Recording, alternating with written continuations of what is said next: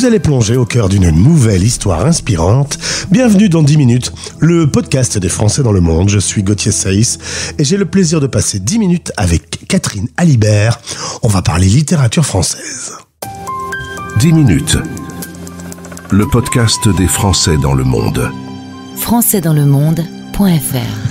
Ce podcast est enregistré dans une période où ma voix est encore un peu abîmée. Tu as vu la voix à la Barry White, Catherine ? Mais oui, mais c'est charmant aussi. Bon, écoute, on va essayer d'y arriver quand même. C'est pas facile, mais je me soigne. Bienvenue à nouveau sur l'antenne de la radio des Français dans le monde. Mais bonjour, alors, bonjour. C'est un à nouveau qui date, puisqu'on s'est parlé. C'était en 2021 déjà. Ouh, oui, ça date pas mal, ouais. En tout cas, grâce aux équipes de Expat Pro, je suis contente de te retrouver aujourd'hui. Tu as un site qui s'appelle Une histoire de ninja et de samouraï que je vous invite à découvrir. Tu es très fan du français. Comment tu te présenterais aux auditeurs ? Alors moi, j'adore me définir comme une aventurière de la langue française qui embarque les enfants expatriés dans les moindres recoins de cette belle langue. Voilà. Alors, il faut dire que quand on a un jeune Français du bout du monde, garder le lien avec sa langue natale n'est pas toujours chose simple. La littérature étant le meilleur moyen pour rester en contact avec les mots, l'orthographe, la grammaire, tout ça. Oui, tout à fait. Alors moi, je propose des ateliers d'écriture. Donc, c'est une autre manière, en fait, d'aborder le français. Parce que des enfants vont créer leurs propres histoires et puis au fur et à mesure, en relisant et en améliorant les textes, eh bien, ils vont découvrir des règles de français. Donc moi, je prends le problème à l'envers, c'est-à-dire je les fais écrire et ensuite ils découvrent le français. Parfait. Petit retour sur ton cursus d'expat. Oui. Qu'est-ce que tu as fait de beau dans la vie ? Qu'est-ce que j'ai fait de beau ? Je suis allée aux États-Unis pendant 4 ans.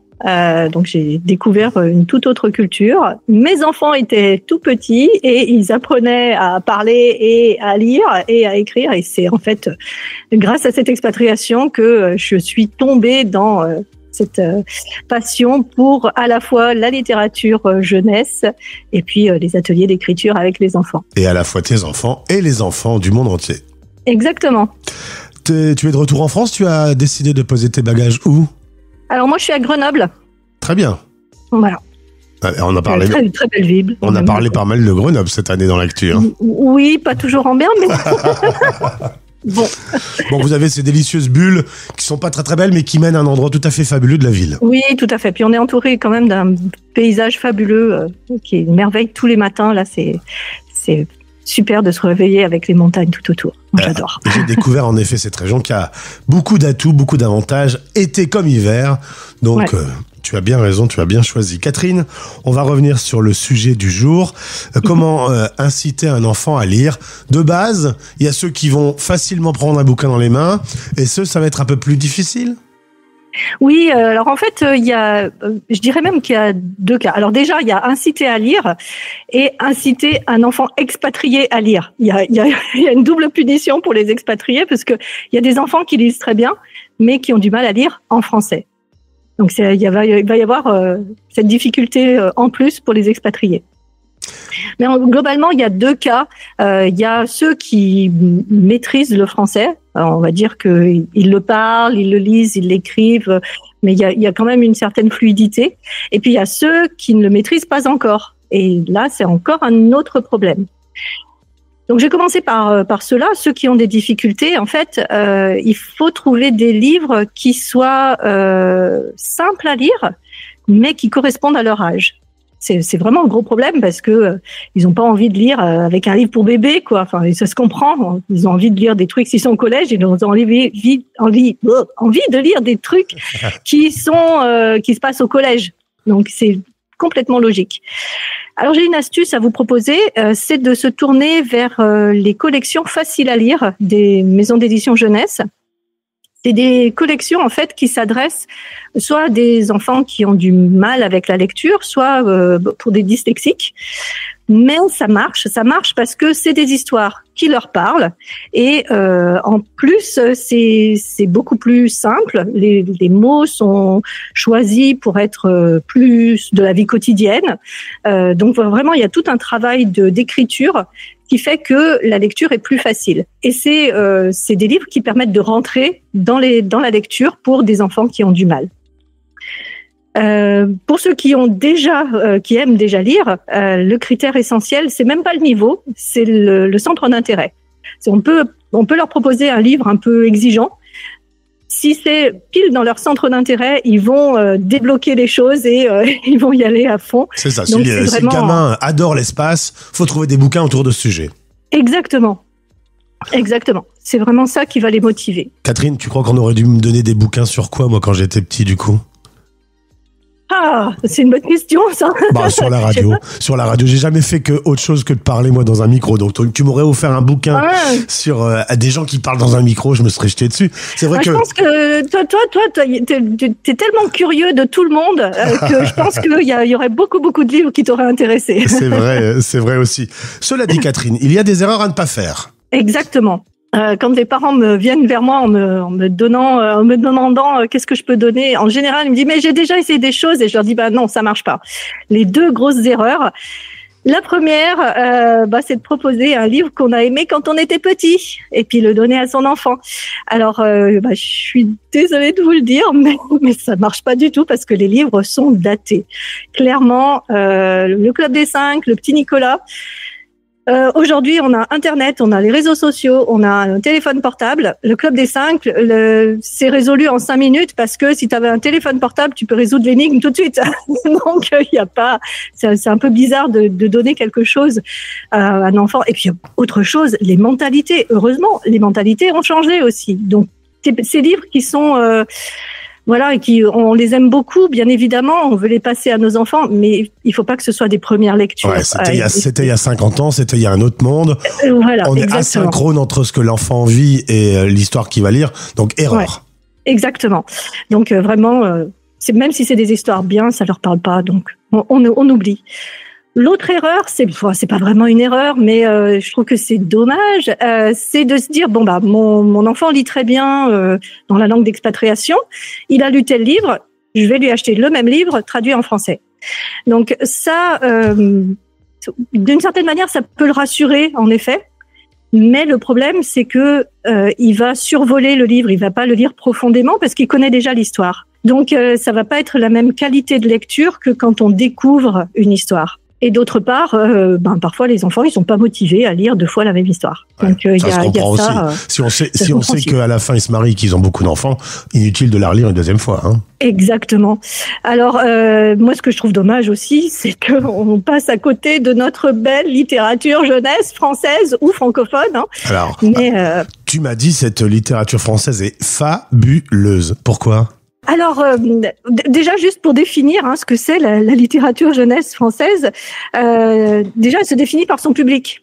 C'est-à-dire qu'elle s'adresse aux tout-petits, aux primaires, elle s'adresse aux ados, pré-ados, ados, et puis même jusqu'aux young adults. Mais, et c'est pour ça qu'elle dit elle est fabuleuse, elle regroupe tous les genres.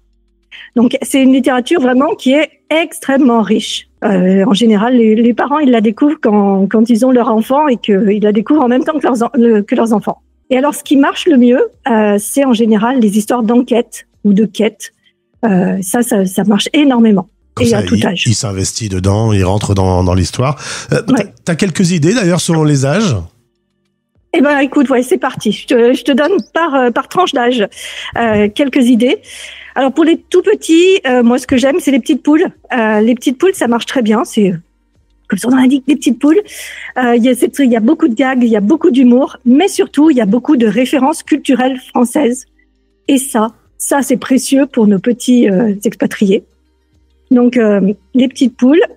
Pour les premiers lecteurs, alors il y a énormément de premiers romans. C'est des petits livres vraiment qui se passent donc en primaire. Samy et Julie, par exemple. Mais j'ai appris il y a pas très longtemps, en septembre, que était sorti un Unlock Kids. Je sais pas si tu connais Unlock, le jeu de société Unlock. C'est une sorte d'escape game que tu peux jouer dans ton salon. Ok. Et donc là, c'est sous forme de livre, un peu un livre comme dont vous êtes le héros. C'est un peu cette idée-là. Mais voilà, il va falloir résoudre des énigmes, etc. Et ça, je pense que ça marche très bien. C'est une lecture prenante, immersive. Donc ça, je pense que ça marche très bien pour les premiers lecteurs.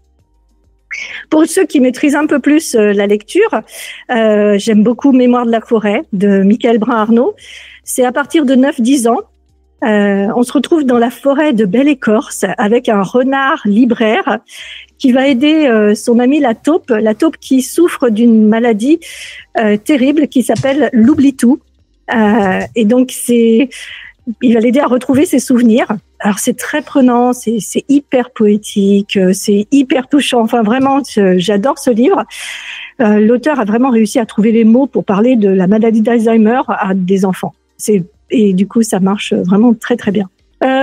Pour les ados, on va dire début de collège, j'aime bien Magic Charlie. Alors Magic avec un C, Charlie avec un Y, mais contrairement à ce titre, c'est bien français.